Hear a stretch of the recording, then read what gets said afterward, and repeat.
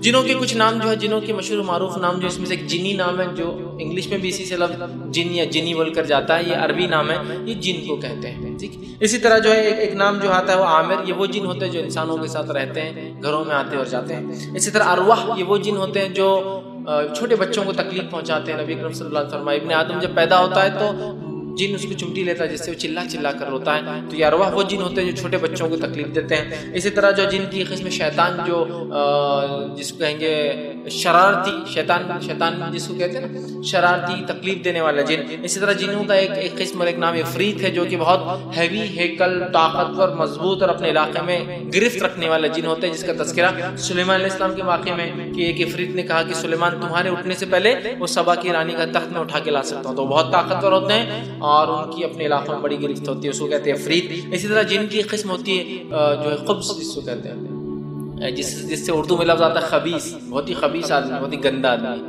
है ना। ये खुब्स वो जिन होते हैं जो इंसानों को सिर्फ उस वक्त तकलीफ देते हैं और ताड़ते हैं और झाँकते हैं और सताते हैं जब इंसान नंगा होता है, या तो हमाम या पैखाने में या फिर अपने कमरे में। नंगा हो गया इंसान की आ जाता है। इसीलिए आपने फरमाया जब तुम बैतुल खला जाओ, क्योंकि बैतुल खला में, तहरत खाने में, पैखाने में, हमाम में आप और हम नंगे होते, तो कहा ये दुआ पढ़ो, अल्लाहुम्मा इन्नी औज़ु बिका मिनल खुब्सी वल खबाइस, अल्लाह मैं पनाह मांगता हूँ तुझसे खुब्स मेल खबीस जिनों से और खबाइस फीमेल जो है मुअन्नस खबीस जिनों से।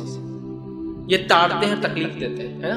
तो खबाइस मतलब सबसे गंदी किस्म होती है जो पेशाब और पैखानों में, तहरत खानों में, गंदी जगहों पे रहते हैं, जहाँ इंसान नंगा होता है और वहाँ ताड़ते हैं, फिर उनको तकलीफ पहुँचाने की कोशिश करते हैं। बहुत सारे लोग होते हैं ना जो बैतुल खला के लिए बाहर जाते हैं, दुआएं नहीं पढ़ते हैं, ये नहीं करते, मैं वहाँ गया बोले पेशाब को लपट गया उसको,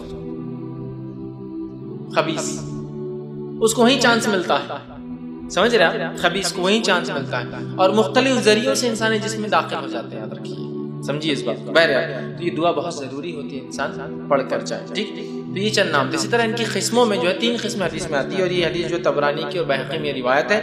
आप सल्लल्लाहु अलैहि वसल्लम फरमाया कि जिन्हों की किस्म वो है जो उड़ती फिरती है, मतलब उनका कोई लोकेशन फिक्स नहीं होता है, वो रुकते नहीं, बस फ्लाइंग उड़ते रहते हैं। तो कितनी बड़ी सहूलत भी अल्लाह की। देखो ना, हमको लोग ट्रांसपोर्टेशन में कितना बस जाता है इंसानों का, जितना कमाते हैं उसका 20-30% सिर्फ ट्रांसपोर्टेशन में जाता है। यहाँ से घर जाना है, बस ढूंढो, बस के लिए इंतजार करो। अल्लाह ने इनको सहूलत दी तो पूछ भी होंगी। जिन्हों उड़ते रहते हैं, फ्लाइंग इनकी ताकत है, तो बस यहाँ से अब जाने का अमेरिका तो क्या मसला है उनके लिए, चलेगा उठ के मिलने किसी रिश्तेदार से। मतलब सहूलत देखिए, तो वो जो उड़ते फिरते हैं।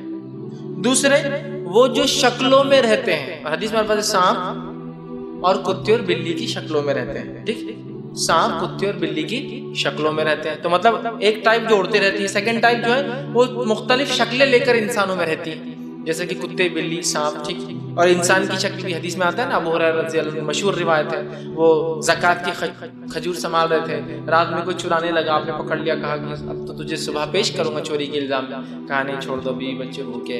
फिर छोड़ दिया, फिर दूसरे दिन भी आया, फिर तीसरे दिन भी आया। चूंकि आपने रोज़ जाके अल्लाह के रसूल को बताया कि अल्लाह के रसूल रात में ऐसा हुआ, आपने रोज़ कहा कि कल फिर आएगा, कल फिर आएगा। तो ये कहे, अबू हुरैरा ने कहा कि मैं बहुत वो हो गया, तो आप सबने कहा कल आएगा तो मैं तैयार। तीसरे दिन आया तो पकड़ा, कहा आज तो गया, आज तो सबमिट करूंगा, ये पेश करूंगा रसूल के सामने, सजा मिलेगी। तो कहा एक दुआ सिखाता हूँ, अगर इसको पढ़ लो तो रात भर 2 फरिश्ते तुम्हारी हिफाजत करते हैं। कहा क्या? तो कहा आयतल कुर्सी। आपने उसको छोड़ दिया। आप सल्लल्लाहु अलैहि वसल्लम फरमाया कि अबू हुरैरा तुम जानते हो वो कौन था? तो कहा अल्लाह उसके रसूल बेहतर जानते। तो कहा वो शैतान था, वो बहुत कम सच बोलता है, लेकिन तुमसे जो बात कही ना आयतल कुर्सी वाली रात, वो सच कहा। तो पता चला इंसानी शक्ल में भी आ सकता है। इसी तरह तीसरा फरमाया वो होते हैं जो कभी रुकते इंसानी आबादी में और कभी सफर करते हैं। मतलब एक वो है जो वैगबॉन्ड, घूमते ही रहते हैं, रुकते नहीं, उनकी जिंदगी को एक जगह नहीं है। एक वो है जो शक्लों में रहते हैं, और एक वो है जो कभी इंसानों की आबादियों में रहते हैं और कभी ट्रांस, जैसे यहाँ कभी रुके, कभी चले गए किसी और बस्ती में, यहाँ जम नहीं रहा उनका, तो इस तरह से ट्रांसफर होते रहते हैं। ठीक, इसी तरह जो है जिनों को कौन देख सकता है? बहुत सारे लोग होते हैं, मेरे को रात में जिन दिखा। कैसा जिन था? सफेद कपड़ों पे, नूरानी चेहरा और सफेद, ये बातें इतनी आम है कि मीडिया ने भी अब जो पिक्चरें बनाना चालू कर दी, जो मुसलमान आसिफ ज़्यादा लोगों पर ऐसा होता है ना, भूतिया पिक्चरें, हॉरर मूवीज, उसमें भी जिन जितने भी आ रहे ना पूरे सफेद लिबास में आते हैं, क्योंकि वो मुसलमानों ने बना ही दिया वो मामला, सफेद रंग में आते हैं। तो बहरहाल जिनों को हम देख नहीं सकते उनकी हकीकी सूरत में किसी भी हाल में, समझ गए इस बात को? हम जिनों को नहीं देख सकते उनकी हकीकी शक्ल और सूरत में किसी भी हाल में। अल्लाह रब्बुल इज़्ज़त ने उनको वो सलाहियत नहीं दी और हमको ये सलाहियत नहीं दी कि हम उसको देख सके हकीकत। ना वो हमें बता सकते असली रूप, ना हम उन्हें देख सकते असली रूप में। तो जिन कोई सफ़ेद रंग के सफ़ेद कपड़ों में नहीं होते, या बुरे जिन काले कपड़ों में, अच्छी जिन सफ़ेद, कुछ नहीं इसके खैर वल्लाहु आलम। हाँ, लेकिन जिन हमको देख सकते हैं, इसलिए कि कुरान ने कहा वो तुम्हें ऐसी जगह से देख सकते हैं जहाँ तुम उन्हें नहीं देख सकते हो। तो जिन हमें देख सकते हैं लेकिन हम उन्हें देख नहीं सकते, इस बात को याद रख लीजिए। तो अब कोई बोले जिन दिखा, तो जिन किसी को नहीं दिख सकता सिवाय उसकी शक्ल के। कोई शक्ल में आए तो उनका कोई लिबास, कोई रंग, कोई हैयत नहीं होती, ठीक है। जब वो शक्ल लेते हैं तो कोई भी शक्ल ले सकते हैं, ठीक है। लेकिन ये बात भी जान लीजिए, जब जिन शक्ल लेते हैं, इमेज लेते हैं, मिसाल के तौर पर एक जिन कुत्ता बन गया, तो आप कुत्ता बनने के बाद सारे फिजिकल लॉज जिसको बोलेंगे तबई कवानीन उस पर लागू हो जाएंगे। ये बात भी आप समझिए, बहुत जरूरी, वरना आप बाजू ये जिन तो नहीं है, अरे वो अंकल जिन तो नहीं है, वो आते रहते थे रोज, अरे मैंने एक देखा फकीर कोनी तो गया और गायब हो गया, जिन था शायद वो। इसलिए मैं क्लियर कर रहा हूँ, जब वो कोई शक्ल लेते हैं तो सारे तबई कवानीन फिजिकल लॉ पे लागू हो जाते हैं। जैसे मिसाल के तौर पर एक जिन ने कुत्ते की शक्ल ली और आपने कुत्ते की टांग तोड़ दी, तो जिन की टांग टूट गई, समझे आप? ऐसा नहीं हो सकता कि एक जिन कुत्ता बन गया और आपने अटैक करते आपके सामने धुआं बन के उड़ गया, हो ही नहीं सकता, क्योंकि अल्लाह ने ये सलाहियत उसको दी ही नहीं। वो रूप ले सकता है, एक मुकाम में ट्रांसफर होकर हमारे पास आता है और उसको उस मुकाम पे फिर जाना पड़ता है अपने रूप को ट्रांसफर करने के लिए, और जो हमारी नजरों के सामने वो काम नहीं कर सकता। तो अगर कोई जिन इंसान बन के आ गया तो अब मेरी और उसकी ताकत, अगर वो इंसान है तो ताकत, अगर मैं उससे मजबूत हूं तो हावी, जैसा कि अबू हुरैरा रज़ी अल्लाह अन्हु उस जिन की शक्ल पर हावी हो गए, वो इंसानी शक्ल में आता, लेकिन अबू हुरैरा उससे ताकतवर थे, पकड़ लिए ना उसको जाके, वो छू बोल के गायब नहीं हो गया। क्यों? इसलिए कि अल्लाह ने उसको सलाहियत नहीं दी छू बोल के गायब होने की। बहुत सी बार होता है ना, मैंने जिनको पकड़ा जिन गायब होगा, हो ही नहीं सकता। वो एक मुकाम से शक्ल लेकर आते हैं और एक मुकाम पे जाकर शक्ल लेना पड़ती है। लिहाजा इसीलिए मैं कहता हूँ आम तौर से वो शक्लें नहीं लेते हैं, हाँ खास तौर से लेते हैं। क्यों? जब अल्लाह ने इतना प्रोटेक्टिव लेयर में रखा, उनको इतना महफूज रखा, तो अननेसेसरी रिस्क क्यों लेने का भाई दुनिया में आकर? अननेसेसरी रूप चेंज करके रिस्क क्यों लेने का दुनिया में आकर? इसलिए कि यहाँ तो बहुत अनप्रोटेक्टेड है वो। मिसाल के तौर पर एक जिन सांप बन के आकर आपने उसको मार दिया, मर गया जिन। ऐसे वाक़यात मिलते हैं सहाबा के दौर के कि साहबी ने जो एक जिन को जो सांप की शक्ल में आया था मार दिया, फिर जिनों की एक जमात है और कहा आपने हमारे दोस्त को मार दिया, हमको खून बहा चाहिए, खत्म के बदले खत्म चाहिए। समझ रहे आप बात को? तो मर जाता है, उस पर फिजिकल लॉज लागू हो जाते हैं। तो लिहाजा मैं कहता हूँ उम्मन चेंज नहीं है। बहुत से लोग अरे वो जिन कुत्ता बन के आ गया था, मेरी गाड़ी पीछे भाग रहा, बड़ा होते जा रहा, बड़ा होते जा रहा, बड़ा होते जा रहा, और ये कर रहा वो कर रहा। लेकिन आप अगर कुत्ते को पलट कर अगर जवाबी कार्रवाई कर दे तो वो उसको नुकसान भी, और कुत्ता क्या नुकसान पहुंचेगा आपको ज्यादा काटने से अलावा। लेकिन आप तो इंसान होने के नाते बहुत नुकसान पहुंचा सकते हैं। ले सकता है लेकिन जनरली लेता नहीं। क्यों? तो उसको अल्लाह ने इतना महफूज रखा, तो क्यों रिस्क लेंगे? अगर कोई आपसे कहे कि भाई आपको इतना महफूज एक कपड़ा दिया जा रहा है, ज़ेर बख्तर फला, आप पे को अटैक करे तो आप क्यों अननेसेसरी उसको उतार के रखेंगे? भाई इतना अगर मैं सेफ रह सकता हूँ तो वो ले सकते हैं, लेकिन उम्मन लेते नहीं है, इसलिए कि वो बहुत प्रोटेक्टिव रहते हैं उसके अंदर, बहुत महफूज रहते हैं उसके अंदर, ठीक है। तो इनको हम देख नहीं सकते, लेकिन वो हमें देख सकते हैं। अब कौन इन्हें देख सकता है? तो याद रखिए, दो जानवर ऐसे हैं जो हदीस में आता है, जो कि अबू दाऊद की रिवायत है, जो इन्हें देख सकते हैं इनके असली रूप और शक्ल में। सिर्फ दो जानवरों का तज़किरा आता है, वल्लाहु आलम इसके अलावा अगर है ये नहीं है, लेकिन दो जानवरों का तज़किरा आता है। लेकिन इसका डिनाइल भी नहीं कि इसके अलावा जानवर नहीं देख सकते, लेकिन इन दो का अल्लाह के रसूल ने लफ्ज़न अदा किया कि ये दो जानवर इन्हें देख सकते हैं। इंसानों में तो कोई नहीं देख सकता है, लेकिन दो जानवर ऐसे जो इनको देख सकते हैं। आप सल्लल्लाहु अलैहि वसल्लम फरमाया, अबू दाऊद की रिवायत है, कुत्ते और गधे को जब रात में पुकारते हुए सुनो, चीखते हुए, रोते हुए सुनो, तो अल्लाह में पनाह मांगो, इसलिए कि वो देखते हैं जो तुम नहीं देख सकते। जब कुत्ते और गधे को रात में रोते हुए सुनो तो अल्लाह में पनाह मांगो, औज़ु बिल्लाहि मिनश शैतानिर रजीम, अल्लाह में पनाह मांगो शैतान से, इसलिए कि वो देखते जो तुम नहीं देखते हो। तो पता चला कुत्ता और गधा किसको देख सकता है?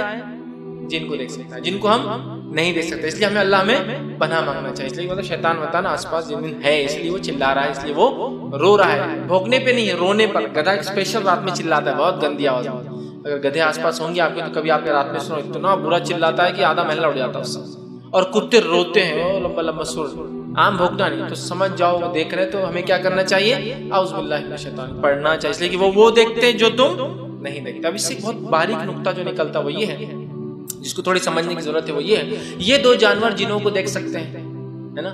और याद रखिए और गौर कीजिए, यही दो जानवर है जो शोबदेबाज और जादूगर जो है मैजिक शोज में इस्तेमाल करते हैं, डोंकी शो और डॉग शो। इसके अलावा कोई शो सुना आपने, parrot show, bird show, fish show. शोबदेबाजी के जितने भी शो होते हैं, दो ही जानवर इस्तेमाल होते हैं उसके अंदर, कुत्ता और गधा। डोंकी शो, डोंकी क्या करता, इतना होशियार डोंकी की बाकी सारे डोंकी उसके शो को देखने आते हैं।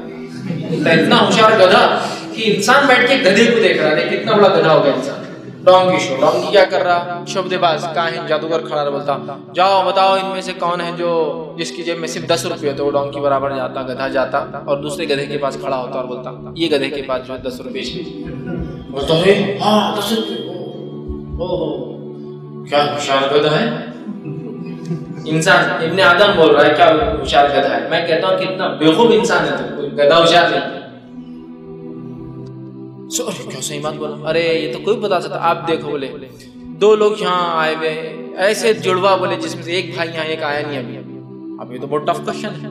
बराबर वो गधा जाता और दूसरे के पास खड़े होता, हाँ मेरा एक जुड़वा भाई नहीं आ सका, तालियां। तो ये गधे को कैसा पता चला, ये उनको देख सकते जिनको हम नहीं देख सकते। तो शोबदेबाज काहिन के पास एक जिन होता है, जब वो पूछते हैं भाई जुड़वा में कौन सा है, वो जिनसे इन्फॉर्मेशन लेता है, पहले उससे क्वेश्चन लेता कौन से पोस्ट करूं ताकि क्या है जो यहाँ मिल सकता, इसके बाद 10 है, चलो 10 का क्वेश्चन करो, 10 रुपए किसके पास है, फिर वो जिन गधे को ले जाता डायरेक्शन देते हुए, इसके पास 10 रुपए। समझ रहे आप, क्योंकि गधा और कुत्ता देख सकते हैं जिनको, डायरेक्ट देख सकते हैं, उनके फॉर्म्स में देख सकते हैं, ओरिजिनल फॉर्म में देख सकते हैं। तो वो जिन ले खड़ा कर देता है इंसान के पास, तो गधे में कोई सलाहियत नहीं है, उसके साथ वो जो जिन है वो समझ गया आप। डॉग शो भी सेम होता है, ठीक है। डॉग शो के अंदर जो आप करेंगे, और ह्यूमन डॉग शोज जो होते हैं उसमें अक्सर कुत्ते काले होते हैं, याद रखिए। और नबी अकरम सल्लल्लाहु अलैहि वसल्लम की हदीस भी है कि काला कुत्ता शैतान है। सहाबा ने कहा लाल, तो कहा लाल नहीं, काला तो फिक्स।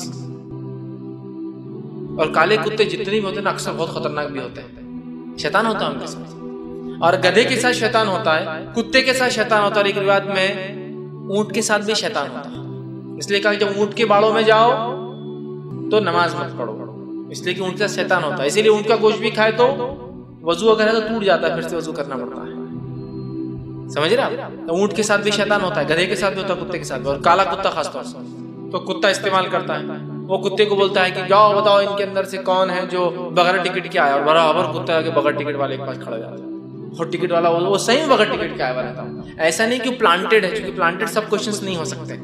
हर शो के अंदर 20-25 क्वेश्चन प्लान नहीं कर सकते आप, मुमकिन नहीं। ये शोबदेबाजी बोलते हैं उसको, जादूगरी।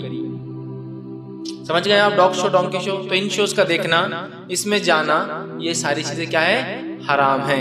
तो मैं बच्चों से गुजारिश करूंगा कि बच्चों ने ऐसे शोज के लिए वालिदैन को तंग नहीं करना चाहिए। वालिदैन का काम बच्चों को समझा, बेटा ऐसे शोज नहीं देखना चाहिए, हराम है, इससे अकीदे का बिगाड़ आ सकता है आप लोगों में। आप छोटे नहीं समझ सकते इन चीजों को, समझ रहे हैं आप। बड़े हम शौक से मुसलमान वाले दिन डोंकी शो, डॉग शो में ले जा रहे हैं और खुद डोंकी और डॉग बन जा रहे हैं। ठीक है, क्या है ये सब शोबदेबाजी और जादूगरी ही, याद रखिए। तो क्यों करते हैं दो जानवरों को इस्तेमाल, समझ गए आप।